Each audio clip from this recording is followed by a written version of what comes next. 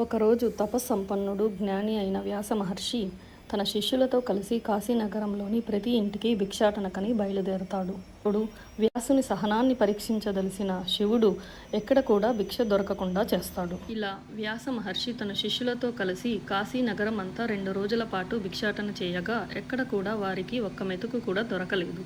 దానితో వ్యాసుడు తన శిష్యులు 4వ రోజు వేరువేరు దిశల్లో భిక్షాటనకని బయలుదేరినప్పటికీ కూడా శివుని ప్రభావం వలన శుభకార్యాలు జరిగిన చోట కూడా వారికి భోజనం లభించలేదు. తన శిష్యుల ఆకలి బాధని చూస్తున్న వ్యాస మహర్షి తట్టుకోలేక కాశీ మహాక్షేత్రాన్ని శపించబోతాడు.